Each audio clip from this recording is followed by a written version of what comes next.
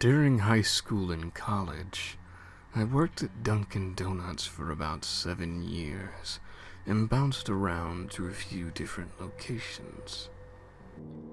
I was used to working at the Dunkin' Donuts in my town, where we would get the yeast rings delivered periodically and frost them ourselves as needed. I transferred to a new shop about half an hour from my house, with all the same responsibilities, except for the donuts. They were delivered by corporate, and they arrived frosted almost perfectly.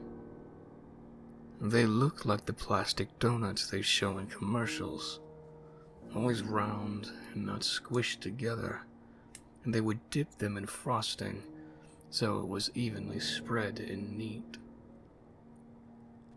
It was a busy Saturday morning and was close to Valentine's Day, so we had a fresh order of brownie battered donuts delivered that morning. We were slammed, which was normal for a weekend, so it wasn't out of the ordinary to see my manager, who I'll call Jeremy, running around stressed out. When he first ran past me, I didn't think anything of it, and I continued making sandwiches at the sandwich station. He rushed by, carrying a pastry tray, and I watched him begin frantically throwing something in the trash, looking worried as hell. At first, I laughed and just said, "Jeremy, what the heck are you doing?" He straightened out and looked absolutely beside himself. I had never seen Jeremy look so lost, so I asked what was going on and if something was wrong. Someone filled the brownie battered donuts with staples.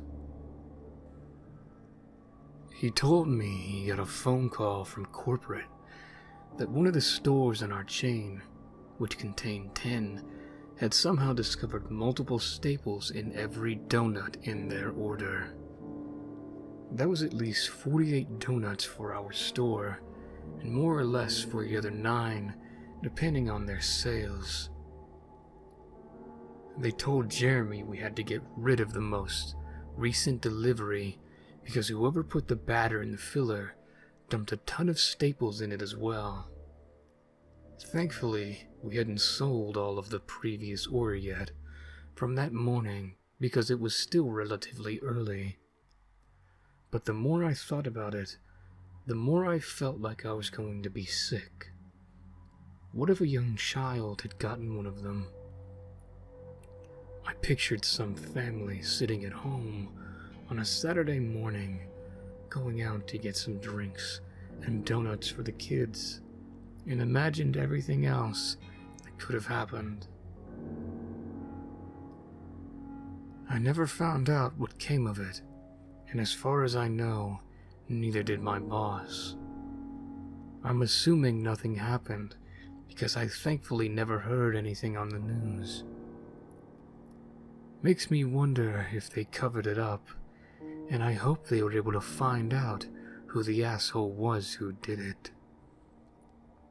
So, Dunkin' Donuts terrorist, let's not meet, and I hope somehow you're rotting away somewhere.